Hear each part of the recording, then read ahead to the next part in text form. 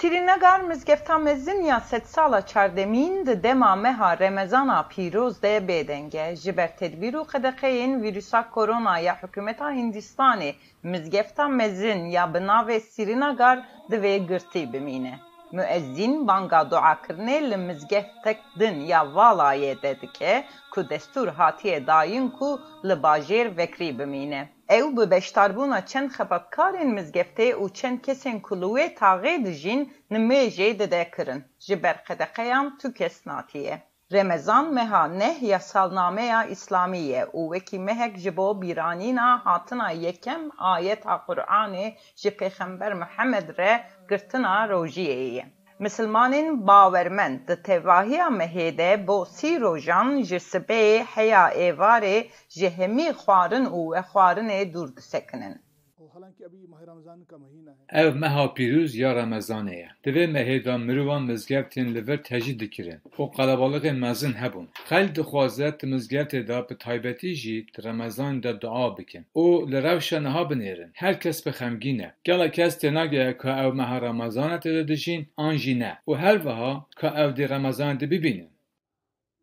İmam Ahmed hêvî dike ku duayên mirovan bibe alîkar da ku êşên di dema vîrusê de bi dawî be. Em dikarin çi bikin? Em dikarin ji Xwedê re dua bikin ku me ji vê tengasiyê xelas bike û dilovanî li ser mirovahiyê nîşan bide, dibêje İmam Ahmed. Xeteqe rêgeziyên evlehiyê û tengasiyên gihîştina agahiyan ji bo niştîcehên li parêzgeha Kaşmîr ya Hindistanê ne tiştek nû ye. Di tebaxa sala borî de deme ku Hindistan li herêma nîv xweseriya Kaşmîrê gavên evlehiyê yên tûn avêt û tevahiya torên ragahandinê girt zîdetirî 7 milyon niştîcehên herêmê neçarman ku bi mehan li malên xwe de bimînin. Remezan deme ku Müslüman hewil didin ku alîkariya kesên hevcedar bikin ji ber qedexeyan gelek mirov bêkar mane û anniha ji her demê zêdetir pêdîviya mirovan bo alîkariyê heye. Ji ber vê yekê karmendên hikûmetê û dilxwaz ji bo malbatên hevcedar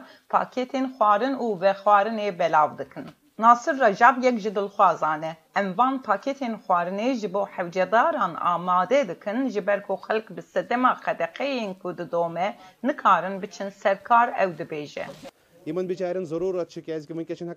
Di vê meha pîrûz ya Remezanê de pêwîstî bi van tiştan heye û em hewil didin ku herî zû wan pakêtan bigihînin kesên pêdivî. Gelek malbat hene ku tiştek nîne ku bixwin, an jî dirayê wan nîne ku bikirin.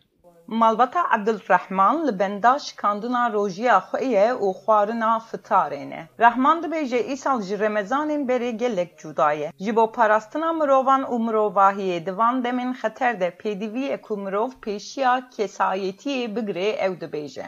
इंसान को बचाने के लिए इंसानियत को बचाने के लिए Divêt em li mal bimînin û divêt bawermend li mal dua bikin. Em nikarin îsal bu nêvê jî derkevin. Ew ji dahiya herî mezin e. Pêxemberê me rehma Xwedê li ser bibe, ji xwe ji bo me bu rewşên wiha rê û destnîşan kiriye û divêt em wî bişopînin.